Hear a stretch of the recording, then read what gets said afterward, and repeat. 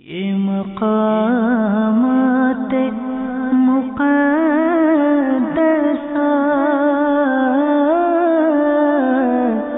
یہ مقامات مقدسہ۔ الحمدللہ رب العالمین والصلاة والسلام علی سید الانبیاء والمرسلین، اما بعد فاعوذ باللہ من الشیطان الرجیم، بسم اللہ الرحمن الرحیم۔ الصلاة والسلام علیک یا رسول اللہ وعلی آلک واصحابک یا حبیب اللہ، الصلاة والسلام علیک یا نبی اللہ وعلی آلک واصحابک یا نور اللہ۔ میٹھے میٹھے اسلامی بھائیوں اور مدنی چینل کے ناظرین، ہم ایک مرتبہ پھر اپنے سلسلے ارض مقدسہ میں حاضر ہیں۔ الحمدللہ عز وجل ہم ارض مقدسہ کے اس سلسلے میں دنیا کے مختلف مقدس شہروں کے تاریخی واقعات اور ان مقدس شہروں کے فضائل و مناقب سننے کی سعادت حاصل کرتے ہیں۔ سب سے پہلے مسند امام احمد بن حنبل کی ایک حدیث پاک سنتے ہیں۔ حضرت سیدنا عبداللہ بن عمر رضی اللہ تعالی عنہما فرماتے ہیں کہ میں نے رسول اللہ صلی اللہ علیہ وسلم کو فرماتے سنا کہ جس نے گن کر طواف کے 7 پھیرے کیے پھر 2 رکعتیں ادا کی تو یہ ایک غلام آزاد کرنے کے برابر ہے، اور طواف کرتے ہوئے آدمی کے ہر قدم کے بدلے اس کے لیے 10 نیکیاں لکھی جاتی ہیں، اور اس کے 10 گناہ مٹا دیے جاتے ہیں، اور 10 درجات بلند کر دیے جاتے ہیں۔ سبحان اللہ۔ میٹھے میٹھے اسلامی بھائیوں اور مدنی چینل کے ناظرین، حضرت سیدنا سعید بن مرجانہ رضی اللہ تعالی عنہ فرماتے ہیں کہ میں نے جب سیدنا زین العابدین رضی اللہ تعالی عنہ کی خدمت عالی میں یہ حدیث پاک سنائی تو امام زین العابدین رضی اللہ تعالی عنہ نے اپنا ایک ایسا غلام اللہ عز و جل کی راہ میں آزاد کر دیا کہ جس کی حضرت سیدنا عبداللہ بن جعفر رضی اللہ تعالی عنہما 10,000 درہم کی قیمت لگا چکے تھے۔ اتنا قیمتی غلام آپ رضی اللہ تعالیٰ عنہ نے اللہ کی رضا کی خاطر آزاد کر دیا۔ تو طواف کے 7 چکر لگانے والے کو اللہ تبارک و تعالیٰ ایک غلام آزاد کرنے کا ثواب عطا فرما دیتا ہے۔ ترمذی شریف کی حدیث پاک ہے کہ حضرت سیدنا ابن عباس رضی اللہ تعالی عنہما سے روایت ہے کہ مدینے کے سلطان رحمت عالمیان صلی اللہ علیہ وسلم کا فرمان عظمت نشان ہے، جس نے 50 مرتبہ طواف کیا گناہوں سے ایسا نکل گیا جیسے آج اپنی ماں سے پیدا ہوا۔ ایک اور ترمذی شریف کی حدیث پاک سماعت فرمائیے۔ حضرت سیدنا ابن عباس رضی اللہ تعالی عنہما سے روایت ہے کہ سرور کائنات شاہ موجودات صلی اللہ علیہ وآلہ وسلم کا ارشاد پاک ہے کہ بیت اللہ کے گرد طواف نماز کی طرح ہے، سوائے اس کے کہ تم اس میں کلام کر سکتے ہو، یعنی نماز میں کلام نہیں، اس میں کلام کر سکتے ہو، تو جو طواف میں کلام کرے تو اچھا ہی کلام کرے۔ اس حدیث پاک کہ اس حصے کے شرح میں مفسر شہیر حکیم الامت حضرت مفتی احمد یار خان علیہ رحمت اللہ الحنان ارشاد فرماتے ہیں کہ طواف بھی نماز کی طرح ہے، یعنی طواف بھی نماز کی طرح ایک بہترین عبادت ہے، اور علماء فرماتے ہیں کہ مکے والے کے لیے نفلی نماز نفلی طواف سے افضل ہے، اور باہر والے کے لیے نفلی طواف نفلی نماز سے افضل ہے کہ انہیں اس خاص زمانے ہی میں طواف میسر ہوتا ہے کہ جو شخص مکہ مکرمہ کا رہنے والا ہے، خانہ کعبہ کے قریب ہی رہتا ہے، اس شخص کے لیے نفلی طواف سے بہتر ہے کہ وہ نفلی عبادت کرے، نماز پڑھے، نوافل پڑھے۔ لیکن جو شخص باہر سے آیا ہے تو اس شخص کے لیے یہ بات ہی بہتر ہے کہ وہ شخص زیادہ تر خانہ کعبہ کا طواف کرے۔ میٹھے میٹھے اسلامی بھائیوں اور مدنی چینل کے ناظرین، یہ بھی سماعت فرما لیجیے کہ طواف کرنے کے لیے وضو کرنا واجب ہے، جیسا کہ بہار شریعت میں یہ مسئلہ درج ہے کہ وضو نہ ہو تو نماز و سجدہ، تلاوت اور قرآن شریف چھونے کے لیے وضو کرنا تو فرض ہے، اور خانہ کعبہ کے طواف کے لیے وضو کرنا واجب ہے۔ فرمان مصطفیٰ صلی اللہ علیہ وسلم ہے، جس نے خاموش ذکر الہی کے ساتھ شدت کی گرمی میں طواف اس طرح کیا کہ نہ کلام کیا نہ کسی کو ایذا دی، اور ہر پھیرے پر استلام کیا تو ہر قدم پر 70,000 نیکیاں لکھی جائیں گی، 70,000 گناہ مٹائے جائیں گے، اور 70,000 درجے بلند ہوں گے۔ قوت القلوب میں درج ہے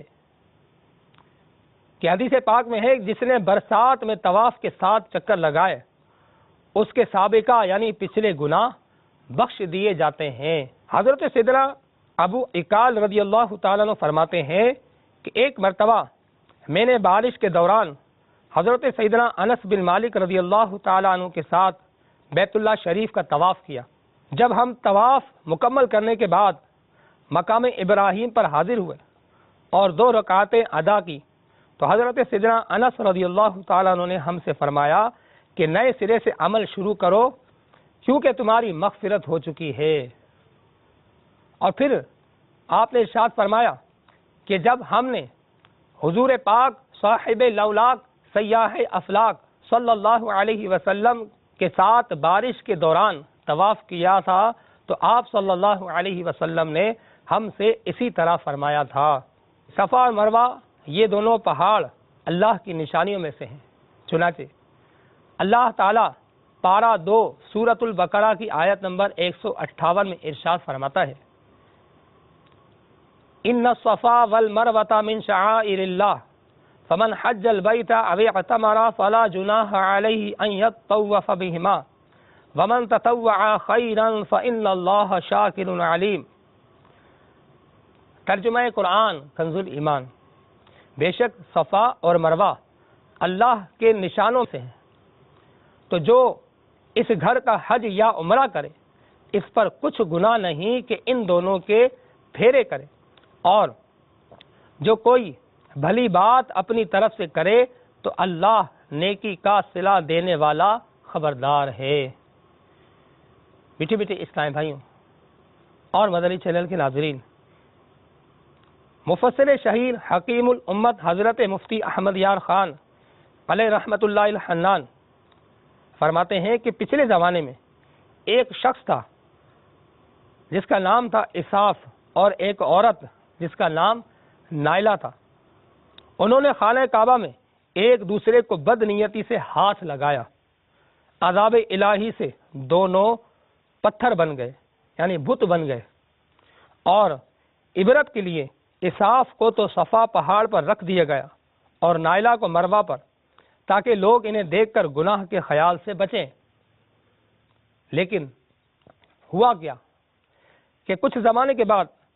جب جہالت کا زور ہوا تو لوگوں نے ان کی پرستش شروع کر دی۔ جب صفا پر لوگ آتے یعنی جب صفا اور مروہ کے درمیان دوڑتے تو تعظیم کے ارادے سے انہیں چھو لیتے،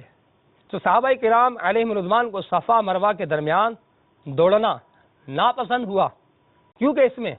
بت پرستوں اور بت پرستی سے مشابہت تھی۔ تب یہ آیت کریمہ اتری جس میں ان کی تسلی فرمائی گئی کہ تمہارا یہ کام یعنی صفا اور مروہ کے درمیان سعی کرنا رضا الہی کے لیے ہے، تم اس میں حرج نہ سمجھو۔ میٹھے میٹھے اسلامی بھائیوں اور مدنی چینل کے ناظرین، صفا مروہ پر جو سعی کی جاتی ہے یہ بی بی ہاجرہ رضی اللہ تعالی عنہا کی یاد ہے کہ جو کہ حضرت ابراہیم علیہ السلام کی زوجہ محترمہ ہے۔ اس بات کو بھی سماعت کیجئے کہ یہ کیسا واقعہ تھا کہ صفا مروہ کی سعی جو ہم کرتے ہیں تو یہ کس کی یادگار ہے کہ جب حکم الہی سے حضرت ابراہیم علیہ السلام کھجوروں کی ایک ٹوکری اور کچھ روٹی کے ٹکڑے اور پانی کا مشکیزہ دے کر سیدتنا ہاجرہ رضی اللہ تعالی عنہا اور اپنے دودھ پیتے لخت جگر حضرت سیدنا اسماعیل علی نبینا و علیہ الصلاۃ والسلام بے آب و گیا میدان میں چھوڑ کر واپس تشریف لے گئے۔ تو مفسر شہیر حکیم الامت حضرت مفتی احمد یار خان علیہ رحمہ فرماتے ہیں کہ جب تک کھجوریں اور پانی رہا حضرت حاجرہ رضی اللہ تعالی عنہا اطمینان سے گزر کرتی اور فرزند کو دودھ پلاتی رہیں، مگر پانی ختم ہونے پر پیاس نے ستایا۔ لخت جگر نے بے اختیار رونا شروع کر دیا۔ تو ان کو اپنی اتنی پرواہ نہ ہوئی، مگر نور نظر کی بے قراری دیکھی نہ گئی۔ اٹھی اور صفا پر چڑھی کہ شاید کہیں پانی کا نشان ملے، مگر نہ ملا۔ مایوس ہو کر نیچے اتری، مروہ پہاڑ کی طرف روانہ ہوئی، مگر فرزند پر نظر تھی کہ کہیں کوئی جانور ان کو ایذا نہ پہنچائے۔ راہ کے کچھ حصے میں فرزند سے آڑ ہو گئی کہ حضرت سیدنا اسماعیل علی نبینا علیہ الصلوۃ والسلام انہیں نظر نہ آئے، تو آپ اسے جلد طے کرنے کے لیے دوڑی کہ یہ راستہ جلد ہی کٹ جائے۔ اس آڑ سے نکل جانے پر پھر آہستہ ہو جاتی، یہاں تک کہ مروہ پر پہنچ گئی۔ وہاں چڑھ کر بھی پانی کا کہیں پتہ نہ چلا، پھر صفا کی طرف روانہ ہوئی۔ اس طرح آپ رضی اللہ تعالی عنہ نے 7 چکر کیے اور ہر دفعہ میدان میں دوڑتی تھی۔ تو صفا مروہ کی سعی یہ انہی کی یادگار ہے۔ اور آخری بار مروہ پر جب آپ رضی اللہ تعالی عنہ چڑھی تو ایک ہیبت ناک آواز کان میں پڑی۔ ڈر کر کے فرزند کے پاس آئی کہ کسی جانور نے ان کو ایذا نہ دی ہو۔ وہ روتے ہوئے اپنی ایڑیاں زمین پر رگڑ رہے تھے، جس سے میٹھے پانی کا چشمہ جاری ہوا۔ بہت خوش ہوئی اور اس کے گرد مٹی جمع کرنے کے بعد اس پانی سے کہا، یا ماء زمزم، یعنی اے پانی ٹھہر ٹھہر۔ اس لیے اس پانی کو آب زمزم کہا جاتا ہے۔ میٹھے میٹھے اسلام بھائیوں اور مدنی چینل کے ناظرین، کیا کیفیت ہوگی کہ اللہ تعالیٰ کی رضا کی خاطر حضرت ابراہیم علی نبینا و علیہ الصلوۃ والسلام نے اپنے لخت جگر اور اپنی زوجہ محترمہ کو اس میدان میں چھوڑا، اور پھر اللہ تبارک و تعالیٰ نے کیسا کرم کیا کہ آب زمزم کا کیسا چشمہ جاری کیا کہ آج تک حضرت اسماعیل علی نبینا و علیہ الصلوۃ والسلام کے قدمہ مبارکہ سے جاری ہونے والا وہ پانی پوری دنیا کے لیے شفا کا باعث بنتا ہے کہ اللہ تبارک و تعالیٰ کے ایک نبی کے قدم مبارک میں کیسی برکت ہے۔ مقام ابراہیم کے بارے میں بھی اب ہم سنتے ہیں کہ مقام ابراہیم کہ کیا اس کی فضیلتیں ہیں، اس کی کیا برکتیں ہیں۔ چنانچہ پارہ اول سورۃ البقرہ کی آیت نمبر 125 میں ارشاد ہوتا ہے، وَاتَّخِذُوا مِن مَّقَامِ إِبْرَاهِيمَ مُصَلًّى، ترجمہ قرآن کنز الایمان، اور ابراہیم کے کھڑے ہونے کی جگہ کو نماز کا مقام بناؤ۔ مقام ابراہیم ایک جنتی پتھر ہے۔ حضرت سیدنا ابراہیم خلیل اللہ علی نبینا و علیہ الصلوۃ والسلام اس پر 3 مرتبہ کھڑے ہوئے۔ ایک مرتبہ اس وقت کہ اس مبارک پتھر پر کھڑے ہوئے اور آپ علی نبینا و علیہ الصلوۃ والسلام کی بہو یعنی حضرت سیدنا اسماعیل علی نبینا و علیہ الصلوۃ والسلام کی زوجہ نے آپ علی نبینا و علیہ الصلوۃ والسلام کا سر انور دھلوایا۔ دوسری مرتبہ تعمیر کعبہ کے وقت جب دیواریں اونچی ہوئیں، حضرت سیدنا ابراہیم خلیل اللہ علی نبینا و علیہ الصلوۃ والسلام نے حضرت سیدنا اسماعیل علی نبینا و علیہ الصلوۃ والسلام سے فرمایا کہ کوئی پتھر لاؤ تاکہ اس پر کھڑے ہو کر دیوار بنائیں۔ تو سیدنا اسماعیل علی نبینا و علیہ الصلوۃ والسلام پتھر کی تلاش میں جبل ابو قبیس پر تشریف لے گئے۔ راہ میں حضرت سیدنا جبرائیل علیہ الصلوۃ والسلام سے ملاقات ہوئی اور کہا کہ آئیے میں آپ کو پتھر بتاؤں جو حضرت آدم علیہ السلام کے ساتھ دنیا میں آیا اور اسے ادریس علیہ السلام نے طوفان نوحی کے خوف سے اس پہاڑ میں دفن کر دیا ہے۔ اس جگہ چھوٹے بڑے 2 پتھر مدفون ہیں۔ چھوٹے کو تو آپ کعبے کی دیوار میں دروازے کے قریب لگا دیجئے کہ ہر طواف کرنے والا اس کو چوما کرے، یعنی سنگ اسود، حجر اسود۔ اور بڑے پتھر کو حضرت ابراہیم علیہ السلام کے لیے لے جائیے کہ اس پر کھڑے ہو کر عمارت بنائیں۔ چنانچہ حضرت اسماعیل علیہ نبینا علیہ الصلوۃ والسلام دونوں پتھر لے آئے اور یہ پیغام الہی بھی پہنچایا۔ حضرت ابراہیم علیہ نبینا علیہ الصلوۃ والسلام نے حکم الہی کے مطابق سنگ اسود کو تو ایک گوشے میں لگا دیا، یعنی جیسا حکم تھا جس جگہ لگانے کا خانہ کعبہ میں اس کو لگا دیا، اور بڑے پتھر پر کھڑے ہو کر تعمیر کا کام جاری کیا۔ جس قدر عمارت بلند ہوتی تھی یہ پتھر بھی اونچا ہوتا جاتا تھا، یہاں تک کہ آپ علیہ نبینا علیہ الصلوۃ والسلام تعمیر سے فارغ ہو گئے۔ میٹھے میٹھے اسلامی بھائیوں، یہ جنتی پتھر کہ جسے حضرت ابراہیم علیہ السلام نے تعمیر کعبہ کے لیے استعمال کیا۔ اب آئیے حجر اسود کے متعلق سنتے ہیں کہ حجر اسود یہ بھی جنتی پتھر ہے، جیسا کہ ہم نے ابھی سنا۔ حدیث پاک میں ہے کہ رکن یعنی حجر اسود اور مقام ابراہیم 2 جنتی یاقوت ہے۔ پہلے بہت نورانی تھے، اللہ تعالیٰ نے ان کا نور چھپا دیا، اگر ایسا نہ ہوتا تو یہ مشرق و مغرب کو چمکاتے، یعنی ان کے نور کو لوگوں سے چھپایا گیا، اگر ایسا نہ ہوتا تو ان دونوں پتھروں کی نورانیت سے مشرق و مغرب چمک اٹھتے ہیں۔ ایک اور روایت میں ہے کہ جب سنگ اسود دیوار کعبہ میں قائم کیا گیا تو اس کی روشنی چاروں طرف دور تک جاتی تھی، جہاں تک اس کی روشنی پہنچی وہاں تک حرم کی حدود مقرر ہوئی جس میں شکار کرنا منع ہے، یعنی حدود حرم کا متعین ہونا اس طرح ہوا کہ حجر اسود سے روشنی نکلی اور جہاں جہاں تک وہ حجر اسود کی روشنی گئی وہ حدود حرم کہلائی۔ اور سنگ اسود کا رنگ بالکل سفید تھا، گناہ گاروں کے ہاتھوں سے سیاہ ہو گیا۔ حضور صلی اللہ علیہ وسلم نے اسے چوما ہے کہ کیسا مبارک پتھر ہے کہ جس کو ہمارے آقا صلی اللہ علیہ وسلم کے لبائے مبارکہ نے چوما۔ کیسا خوش نصیب پتھر ہے وہ، میٹھے میٹھے اسلام بھائیوں اور مدنی چینل کے ناظرین، کہ یقیناً یہ وہ پتھر کہ جس کو آقا علیہ الصلوۃ والسلام نے بوسہ دیا۔ تو فاروق اعظم رضی اللہ تعالیٰ عنہ کا فرمان بھی سماعت فرما لیجیے کہ فاروق اعظم رضی اللہ تعالیٰ عنہ نے فرمایا، حجر اسود کے پاس آئے، اس کو دیکھ کر فرمایا کہ اے حجر اسود، میں جانتا ہوں کہ تو پتھر ہے، نفع و نقصان کا مالک نہیں،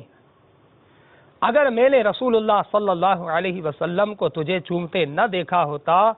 تو تجھے کبھی نہ چومتا،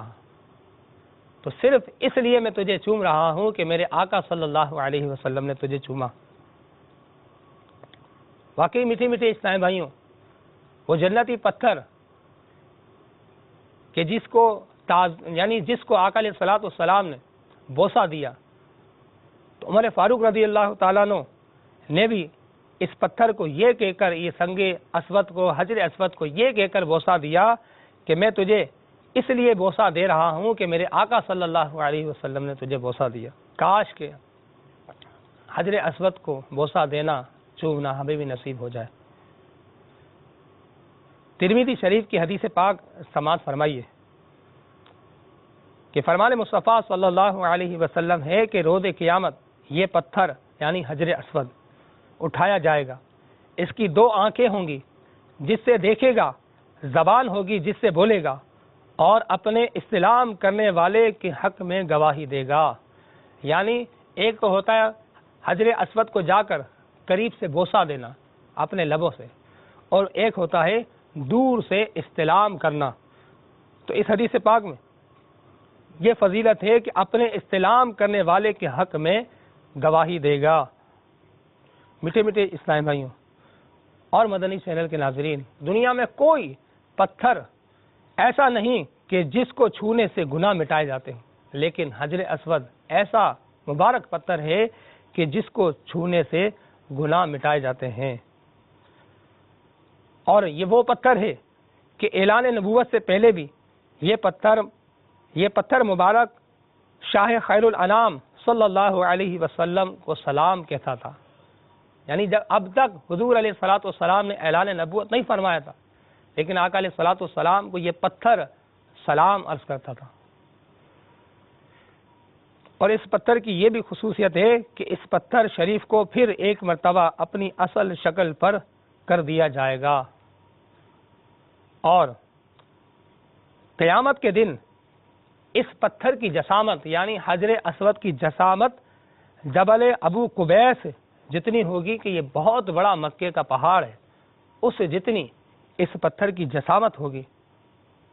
صلو علی الحبیب صلی اللہ تعالی علی محمد صلی اللہ علیہ وسلم۔ یہ مقامات